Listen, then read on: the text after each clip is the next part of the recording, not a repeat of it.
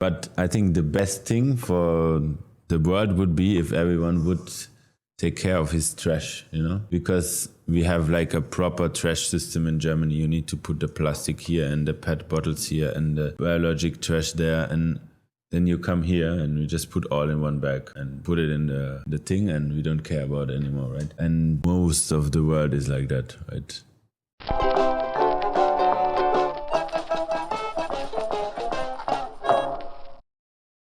Hi everyone, it's Culture Mapping. Konstantin is here. So basically this is the show about people from different cultural backgrounds who ended up in Dubai in the UAE, and we're interviewing them with my co-host Anastasia. Yeah.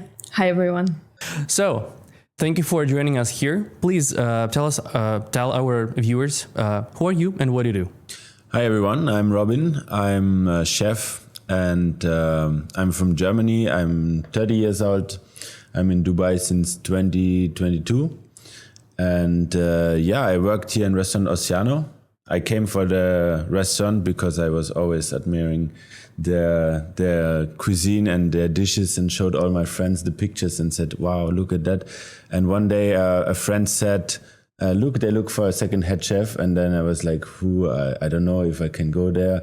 But I just apply for fun, basically via Instagram. I just sent my CV via Instagram to Chef Grégoire, and he called me like 20 minutes after. And then we had the interview, and like 1 month later I was here. So that brought me here, and I worked there 2 years, and now I do my own thing. So I hosting guests at my apartment 3 times per week. I host 8 guests, and the idea behind is to find an investor to make my dream happen, to open my own restaurant, and that should happen this year. So that's what I'm doing right now, and How did your chef journey start? Like, why did you choose this path? Yeah, so basically when I was like 6-7 years old, I was always helping my mother in the kitchen, and she was doing great house mother's cost food. And then my brother became chef, and for me, there was like a key moment when he made like burnt almonds in the kitchen, and I was looking above his shoulders, and I was like, this is so fucking cool. How you make that? Normally you can just buy it, right? And he just do it at home. For me, this was like, wow. And then I just decided I want to be a chef as well. And since then, I never thought about doing something else. So I was really bad in school, and I was always the guy disturbing the lessons. And then when I started to be a chef, or I started my apprenticeship, I finally found something where I'm good in and where I can prove myself, and I became a totally different person. And then the way went very well since then. So like no more disturbing, in the kitchen as you did in the classroom. Now I'm telling to not disturb, Yeah, now you're the boss. Now you're like the very disciplined one. Exactly. So this brought me a lot of discipline in life. I think that's what I needed, because the discipline which I have now, I guess, came because my mother died very young. And at this point, I didn't know what to do in life, and had no focus on school or whatever. And then I found the cooking, and it really gave me discipline, because in the kitchen it's like everything is organized and has its place. And that was the perfect thing for me. So that's was a great opportunity for me to grow. And since then, I'm very happy in the kitchen. What are the dishes, if you remember, you started to do as a child? I guess mainly it was like baking, cookies and Christmas cookies, stuff like that. And I remember there's this Black Forest cake you maybe heard about, with the cherries and the chocolate. And I remember this I did a lot of times. I mean, I bought the biscuit, but then I whipped the cream and made the cherry ragu and stuff like that. And I was always super proud to make the cherry cake and put all the cherries one by one on the top. And I was not really cooking, but then when I started the apprenticeship, I was cooking at home, and even invited friends of my father. They paid like $20 each, and I cooked for 10 people on the weekends and stuff like that. So you started the supper club even there, like, before. If I remember that now, it's actually what I did back in the days already, but now I do it on a different level, right? I have now 3 staff even in the kitchen with me, sometimes even 4 or 5, because I have a lot of young guys. They just text me on Instagram, I want to see what you do, I come for free, and then who would say no, right?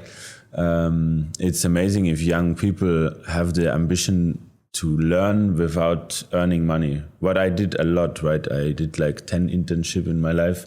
I worked a month somewhere for free, which makes 10 months in my life working for free, which I think it's a great opportunity for chefs to learn and grow, because if you just work, 16 hours in a normal restaurant for your money, you don't learn the same like when you go as an intern, where you don't get paid and they need to teach you something because you need to get they something feel out like, of that. you need to get something out of it. I mean, it's not always like that, but in the last 3 places where I made my internship, then they really treated me like I need to teach you something because you work for free here, right?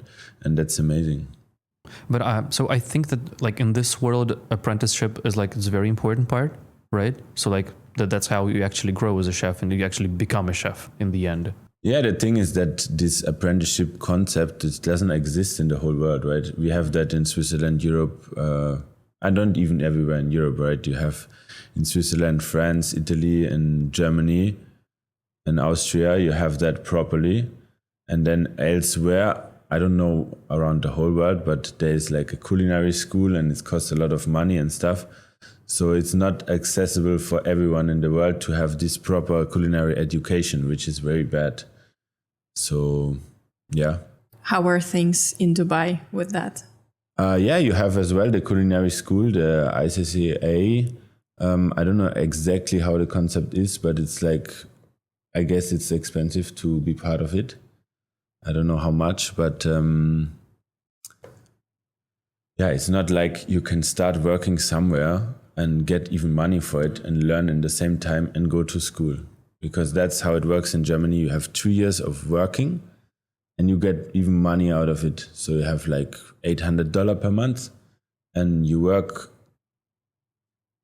8 months per year and you go to school 4 months. And they teach you everything about cooking and stuff like that.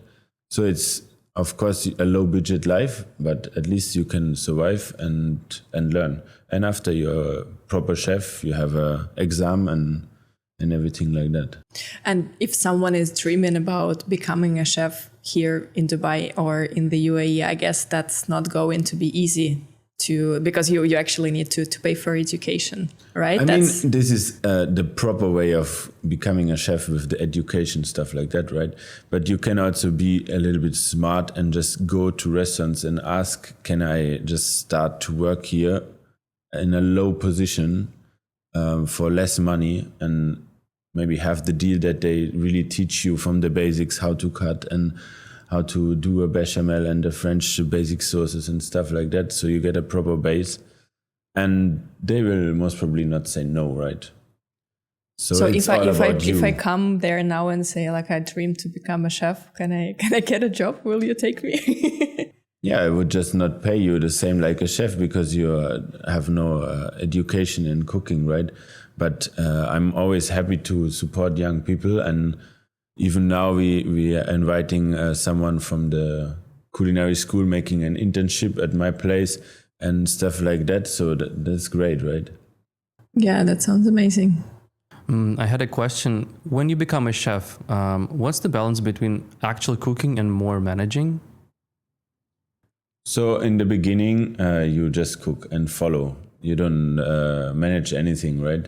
And then when you get some responsibilities, when they tell you, okay, now you're responsible that we always have chocolate mousse and we have always the fresh cut fruits, then it becomes to managing, right? Because you get a lot of jobs, and in between you need to manage that this is ready.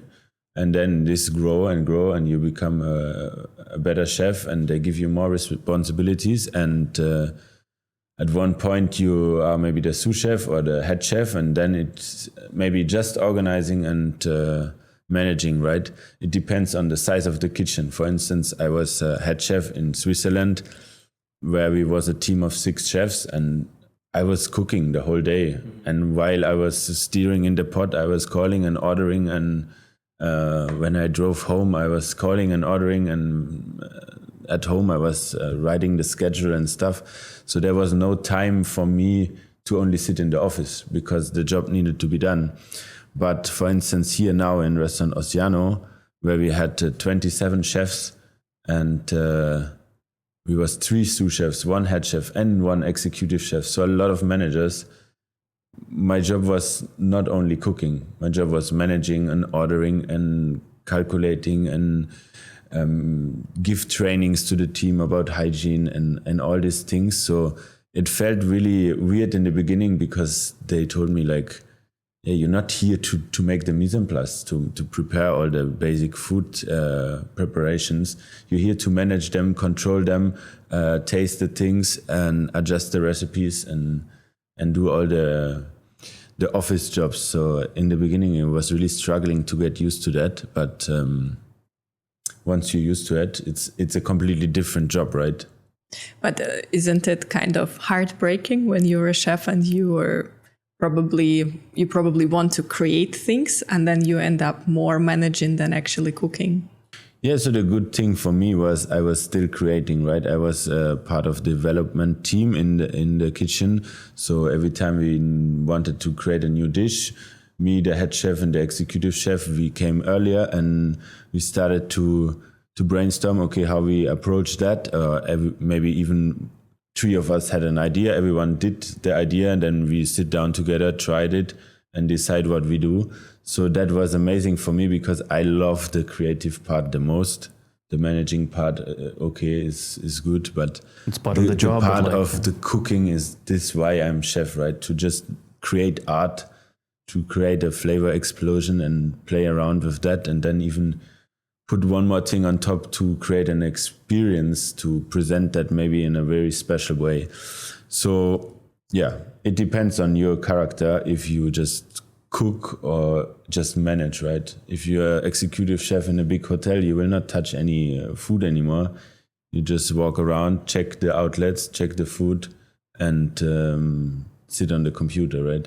And how do those executive chefs still create something extraordinary if they're like only managing, basically? Is it even possible? They have an idea and then they just give the idea to one of the head chefs and say, can you just prepare this idea and I come later to try. I mean, that's how it goes in the hierarchy, right? Once you are the boss, you don't need to work anymore. You just tell the people to work and manage them. I mean, you're still working, but on a different level. Yeah, I have actually a question about the fine dining concept in general. So there are a lot of memes in the internet like, okay, I went to this fine dining restaurant and then I have to go to McDonald's or whatever because like the dishes are simply super small. So why are they so small?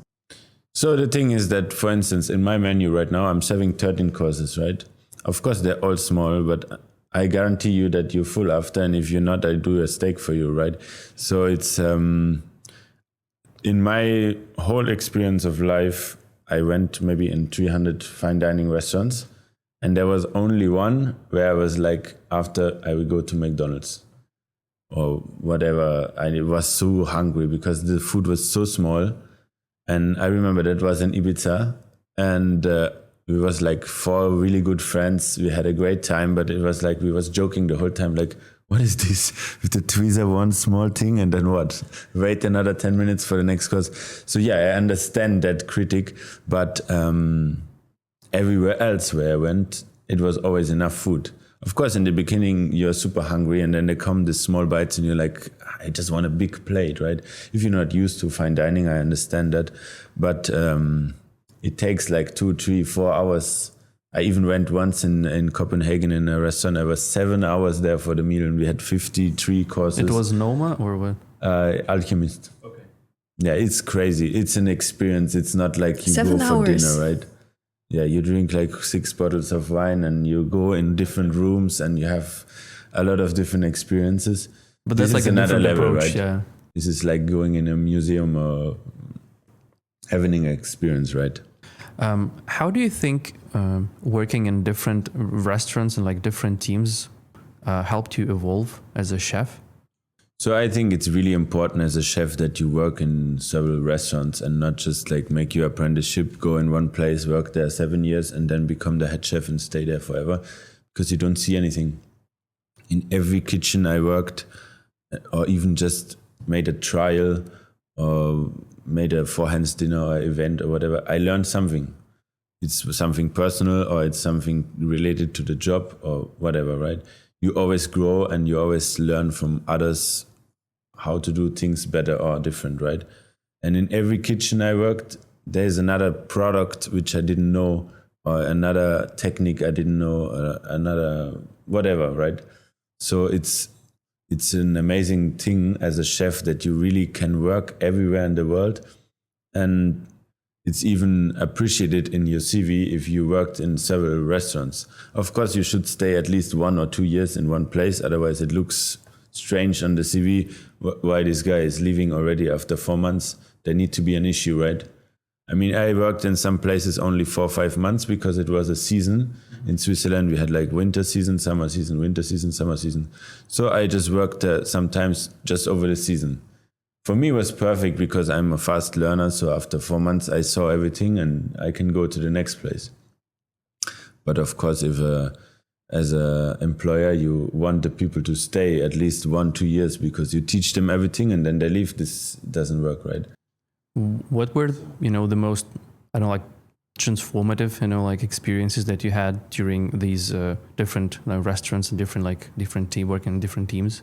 Yeah, so I think the first one was working in Cesa Pirani in Switzerland. It was a 2-star restaurant, and I was super young, 19 years old, and they gave me the responsibility of the chef de partie, which means I'm in charge of the whole section for the side dishes, the soups and vegetables.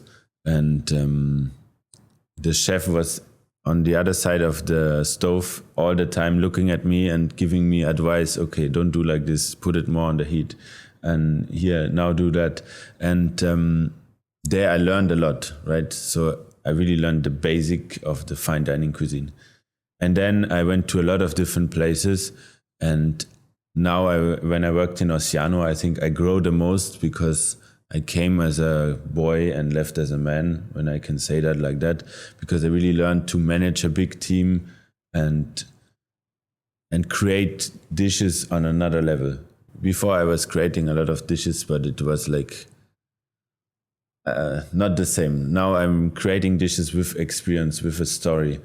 And that was the best thing I could do.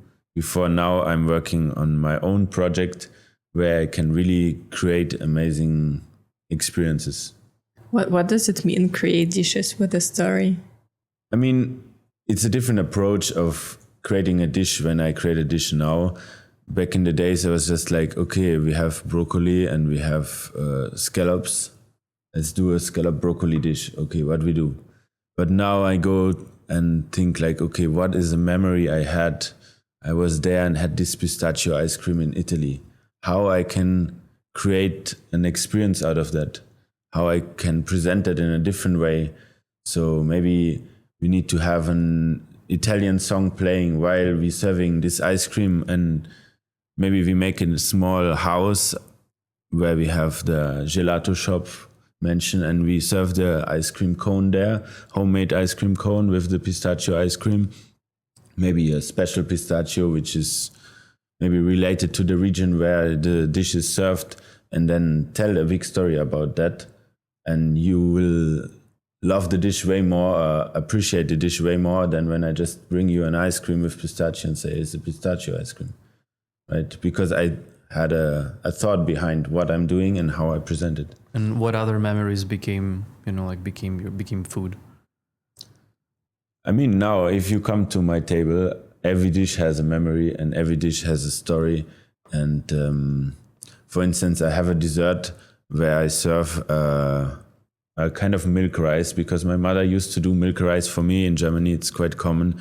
It's just rice and milk and sugar you put in the oven with some vanilla, and then you make an apple puree and serve it together. That's what my mother used to do. And then when I travel to Thailand, everywhere this mango sticky rice, I really loved it. So I thought I want to do a dish which combine both of these memories or preferences. And so I do a rice, which is a sticky rice from Thailand, cooked the way like my mother cooked the milk rice with the flavors of Thailand. And then I roll it into a mango, and then I serve it with a calamansi sorbet to break down the sweetness, and have a coconut sauce with lime leaf oil around, and serve the whole thing in a ball which look like a coconut. And if I tell you that, you will appreciate the dish way more than when I just tell you, here, we have a nice milk rice, right? Yeah, for sure. We always want a story or something. When you were talking about pistachio, I had like a very weird question in my mind, but Okay. I'll still ask it. So, Dubai chocolate, is it really delicious or is it marketing and hype? To be honest, I tried only once, and it was incredible good. So they just did it right with the marketing. Definitely. I mean, it's a chocolate, which is good. But they created this hype, and then they said, we don't have enough. But they had enough. They just say we don't have enough. And they open these time slots where you can buy it. And then even if you are at this time slot, you cannot get it. And it's normal. The humans want what they cannot have. So if I tell you you cannot get it, you even want it more, right? So that was a very smart marketing strategy. So that's why they are so successful. It's an amazing chocolate. Why are people like this? I guess this is just Psychology, I don't know. It's normal, right? If there's a woman and she always give me the cold shoulder and don't want me, I want her more than when she just run behind me. Right? It's the same thing. You like suffering? I guess people like that. Come on, he's married, But is this how not yet? Oh, sorry. is this how your girlfriend is behaving with you?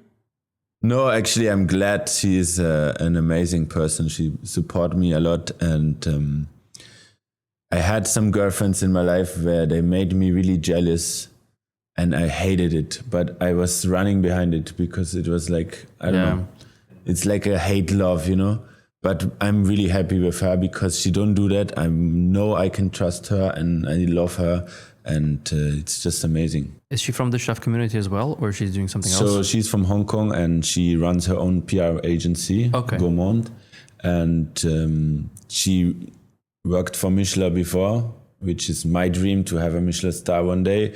And we met on a chef's competition here in Dubai, where she was the MC and hosting the show, and I was cooking. And then after I just text her, hey, we go out or what? And then, since then... Direct approach. Yeah, I'm German, That sounds very German to me. By the way, I really had this question, but I didn't really know how to ask it. Is it like a common dream for a chef to have a Michelin star? Is it like a thing? I guess once you worked in Michelin star restaurants and this is your field, it become your dream automatically, right? For me, I decided to work in Michelin star restaurants because I'm super OCD. Everything need to be in its place, and there's a label. This need to be exactly at the same position. If it's a little bit like that, I cannot. Then this need to be removed and do again. And the chefs, they work with me, they need to learn their lesson in the beginning, because I cannot have, there is a small box and a big box. This need to be all the same size of the box.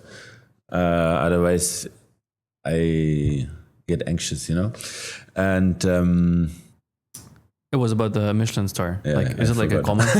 Is it like a common thing for every chef to dream about? I don't think that every chef dream about it, but I think if you're a good chef, you would love to have a Michelin star. But I mean, if you're a good chef in a casual restaurant, for your casual restaurant, you cannot get a Michelin star, but you're still an amazing chef, right? So it's not like the chefs with a Michelin star, they are better. Mm-hmm. It's just a different kind of cooking. And for me, it's just like a challenge, a competition, and I love competition. And to just prove yourself. I mean, even if there's some restaurants, they deserve definitely 3 stars, but they don't get it. Or there's other restaurants, they would never deserve 3 stars, but they have it.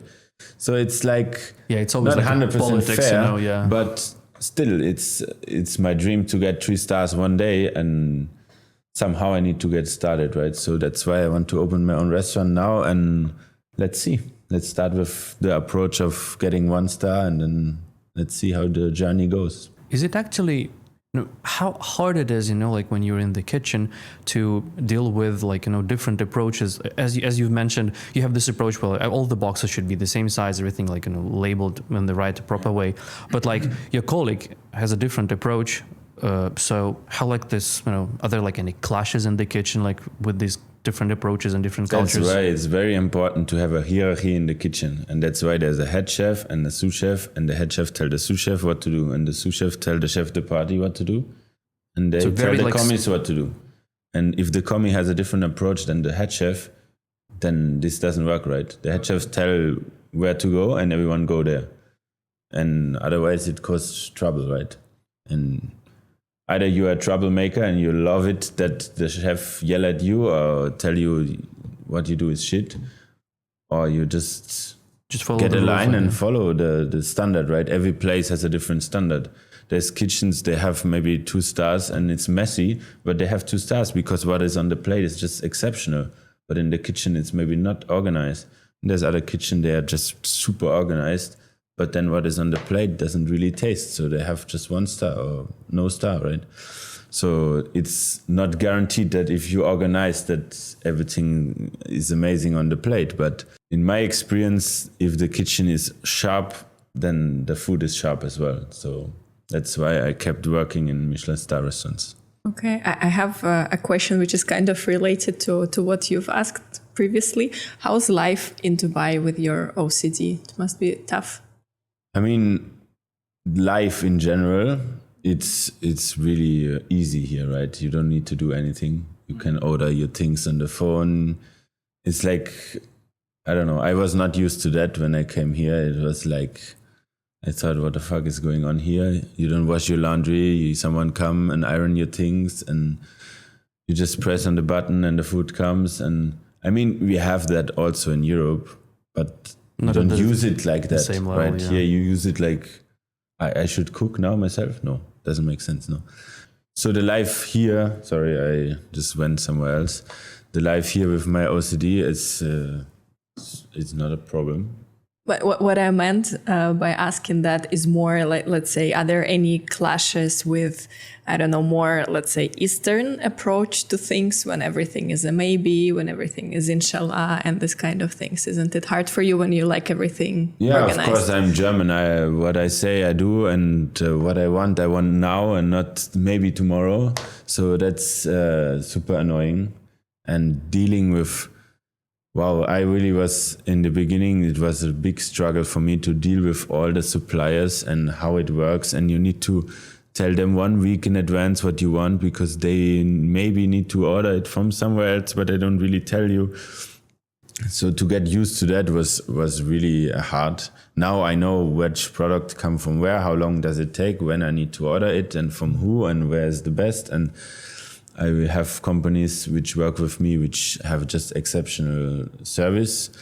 But a lot of times you struggle. Any advice for others who are going through the same after moving to the UAE? I mean, for me, the first 2 years I was just working. I didn't really live here. I just focused on the job. We was working a lot.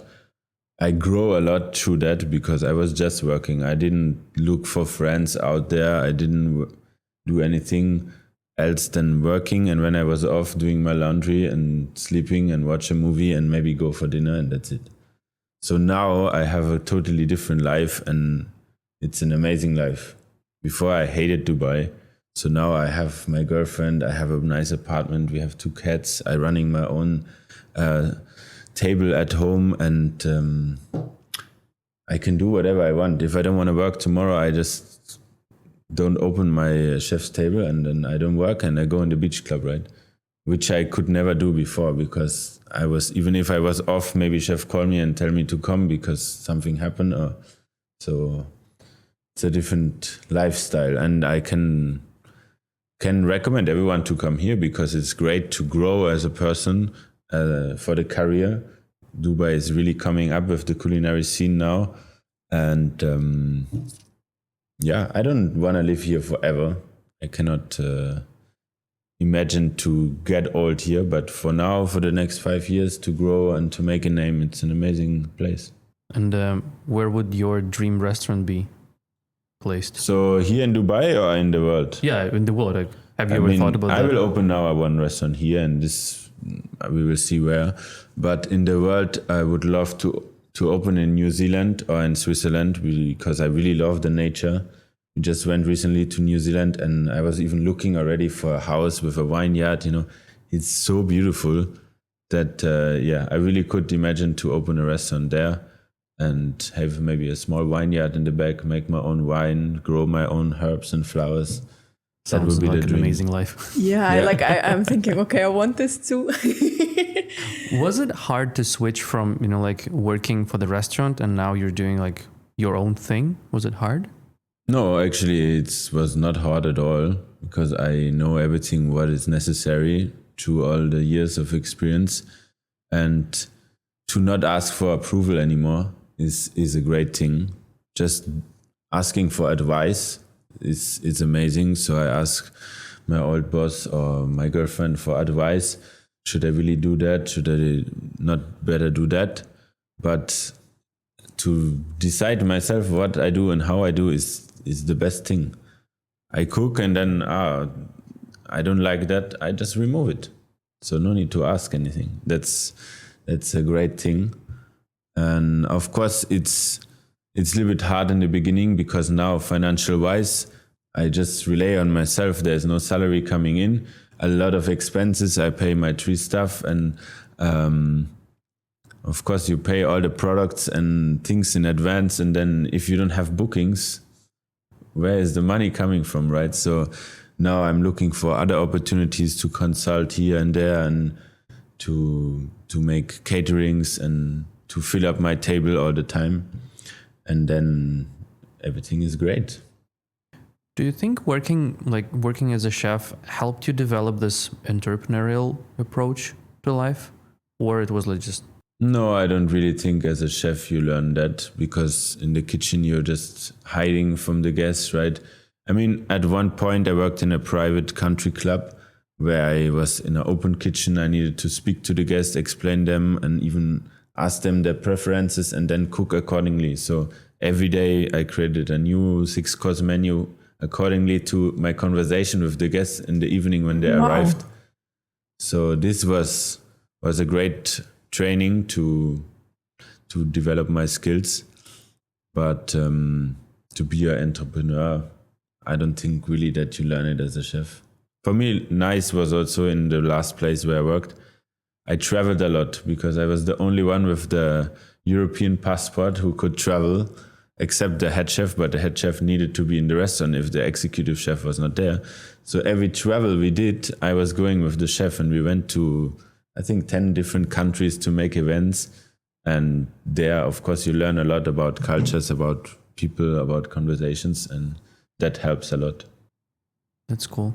And why did you decide to leave the restaurant finally and open something on your own? Yeah, so I always had the dream when I'm 30, I want to open my own restaurant. Now I'm 30 since 2 weeks, and it was just time to break out of the shadow from all the other chefs I worked for and do my own thing. I feel I'm ready. I create dishes on a very high level already since 2 years, and now I have my own story, my own dishes, my own team. I don't need to work for anyone else anymore. Okay, that's super cool, to keep the promise. At 30, I'm opening my restaurant. Now you're 30, I'm opening my restaurant. Let's talk about yeah, promise. My whole life, I tell everyone, when I'm 30, I open a restaurant. And that made myself, I cannot not do it, because I told everyone I need to do it now. Okay. Oh, that's so cool. Also, at the beginning of this conversation, you said that, okay, I open my restaurant this year, or something like I'll find an investor this year. Yeah. So you probably also have a plan. How are you going to achieve that? Yeah, so I have my business plan. I have the idea, the concept, everything ready, actually since yesterday.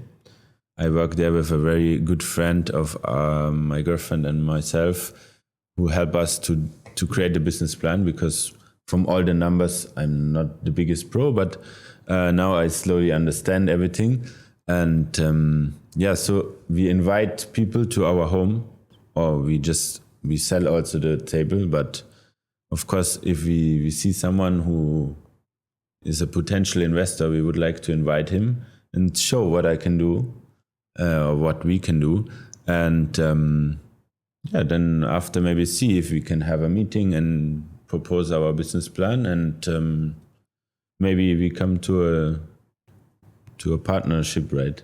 I mean, it's not a stupid business plan. It's really thoughtful. Everything makes sense, and the return of investment is very quick. And I know what I'm doing, and I know what I want to do. So it's just a question of time till I find the right person who wants to partner up with me, who has a passion for restaurants, and see what I can do. Have you always been, so confident? I mean, in the kitchen, I think I was always quite arrogant or confident, if you can say like that. I started my apprenticeship, and the first approach was, I need to be better than everyone else who is in the same level than me. So I start doing competitions and coming earlier to work and do already the job before the others arrive, do it better, or train at home how I could do it better, or ask my chef de partie, can you not teach me more, and stuff like that. So I became better and better and better, and got higher positions in younger age. So in the kitchen, it doesn't matter about the age. It just depends on your skills and your motivation, right? So if you really show that you want, you will get everything earlier. So then when you are head chef I was 22 and leading a team, and there was chefs, there was 30 under me, need to do what I say. So that gives you a lot of confidence and ego, right? That's true, yeah. We had another German guest on our podcast before. Yeah. So, and he was saying that he thinks that nowadays in Germany, young people are not very ambitious, that they don't want to put a lot of hard work, that they are more expecting that success and good life is a given and not something they earn. Do you agree with this statement, or you think it's not true? I totally agree with that statement. The problem is that nowadays, with all this social media, and you order the things and opportunities just come online to you, of course the hard work you feel like it's not really necessary. And I can just say to everyone out there, it's necessary. If you work hard, it will pay back. And in the beginning, as a young guy with 16 to 25, you should just work hard. And then it will come and pay back. Don't question the money, don't question why I'm working so long, and it will pay back.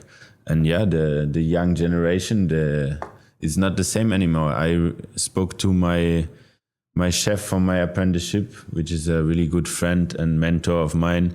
And he told me, I don't find chefs for my restaurant. I need to close now 5 days per week. I can only open on the weekend. How is that possible? Back in the days when I started to work there, the people was queuing to make it an apprenticeship there, because it was the best place to make your apprenticeship at the region.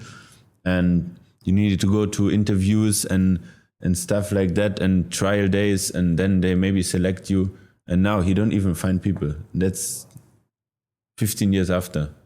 So it's a crazy situation now in Germany or in Europe, that there is no one anymore who want to be a chef. And that's a big problem. I mean, for us now, it's great because we get a higher salary, because the people have more demand for good chefs. But then for the future, it's very bad. And why do you think is that? Why do you think that less people want to become a chef? I mean, it's a lot of work. You don't have free time. You work when the others have free time. You work on the weekends. You work on all the public holiday. And it's a very rough tone in the kitchen. You maybe get screamed at, and you just need to swallow and keep going. And it's not the best promotion to be a chef. But I mean, if you really like to be a chef, it's an amazing job. For me, working 19 hours is not a problem because I love it. But if I wouldn't like it, it would be a disaster, right? Yeah, of course. If you don't like to do it and you work more than 8 hours, it's a disaster. And the people nowadays, they don't want to work. They want just to earn money. So... Yeah. But I mean, in the end, you don't really need to have, like, you don't really need to work in a restaurant. You can, I've seen a lot on social media, a lot of chefs are starting like a supper clubs or anything like this, just on their own, but like creating. So there's a creative side. I do understand there's a hard, side of selling this, but still, I think through the power of social media, you can do this. So, maybe that's one of the approaches. Yeah, I mean, to open a supper club is great, but... A community-based thing, To go to the step where you're able to cook good enough that's to true. host You have the to have people, a hard work you need before. to hard work and learn, right? It's not like you learn cooking overnight, if we speak only about cooking, right? Yeah, it's, through ChatGPT. said that not only about cooking, right? It's about the whole generation, which is not that motivated anymore. And that's also a great place here in Dubai, because here you have a lot of young people who want to learn and want to grow. And the There's restaurant people scene they're is quite queuing nice. to work with us. For instance, they're asking me, can we work with you? Where in Germany you need to pay for publication that the people see you look for someone, right? Why do you think people are more motivated here? Because it's expensive, or I mean, they can see what you can reach if you work hard and where you can be. In Germany, it's like forced education. You need to go to school, otherwise the police bring you from home to school. But the people here from India, Bangladesh, Sri Lanka, Philippines and stuff, they're happy if they get education. It's not like they have it for free and get forced to have the school in their countries, right? So I think that's a little bit a weird world here, right? But what should be changed back in Europe to have people motivated? That's a good question. If I would know, I would work in the politics, I guess. Yeah, I don't know myself. There's a lot of different approaches, but yeah, I mean, they still have running everything amazing, right? So it's just the culinary scene where I can see this cause big trouble soon or already. Is your brother still a chef? Yeah, he's still a chef. He works in Spain. He lives in Spain. He do like events and work for different restaurants to support like consulting and stuff like that. Does he have like a different approach from you, or you have like the same approach to cooking and everything? I mean, he's not that competitive like me, and he enjoy more the life. I was more like focused only to work and work and work. The last 15 years I was just focusing on becoming a better chef, where my brother was traveling and enjoying the life, making friends, and it's a different approach of life, right? Okay, but he works in fine dining as well, or? No, he works not in fine dining. He worked also in some fine dining restaurants, but it's a different approach of being a chef. And okay, it's not a better or less good way of just approaching different. it. Yeah, of course, yeah. And I had a question about like different cultures in the kitchen. Are there like who it's easier to work with? I don't know, like national wise, I don't know, like Italians and like, I don't know, in the kitchen they do this or they perform like this, or like, and Germans are more strict. Yeah, it's funny because I had just this conversation with a friend from a restaurant in Thailand, and I asked him, how is it to work here in the difference to work in Dubai, because he worked also here in Dubai before. And he said, it's a completely different approach. In Thailand, you need to explain to people, yeah, can you please do that? And then you do that. And thank you. And here in Dubai, you say, you do the fucking shit here now, and then you do that. And if you don't gun with this, you can just fucking go home.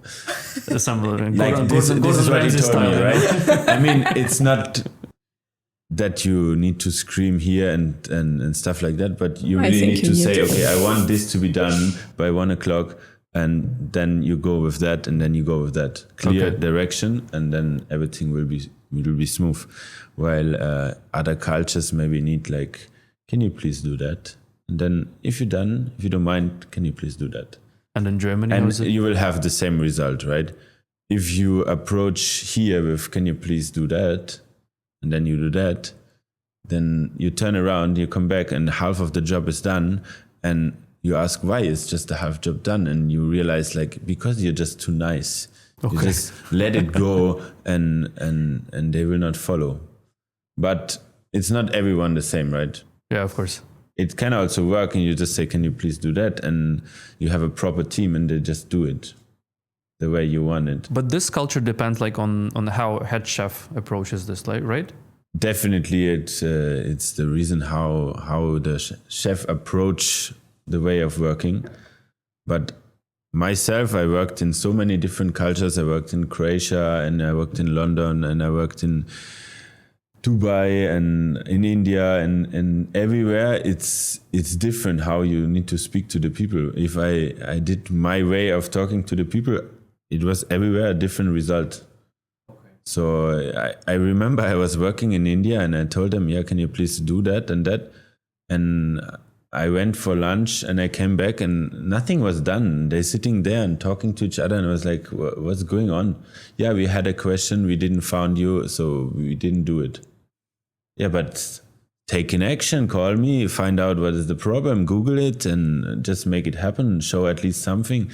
So yeah, it's an attitude thing, and it's a culture thing, and it's an approach thing, right? If I would take time and say, you need to do it like this and then this, you have any questions? Okay, no questions. Okay, you feel comfortable to do it? Okay, then please do it.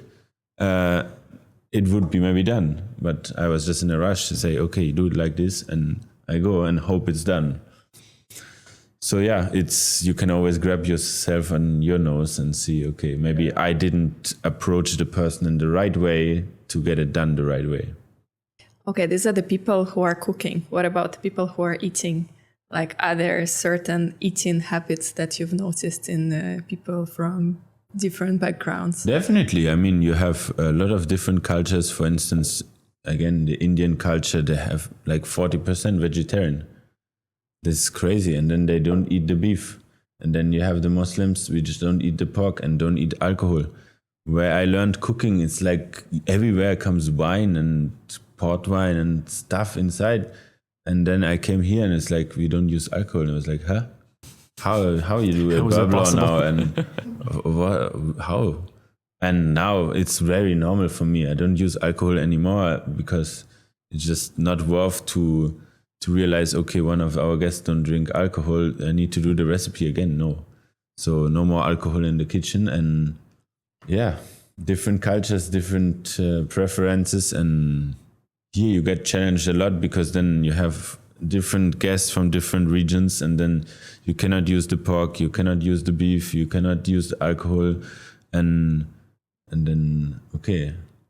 Does it still work? Is there something Yeah, to of eat? course. I mean, you need to just make sure that everyone eat what you prepare, and it's gonna be fun.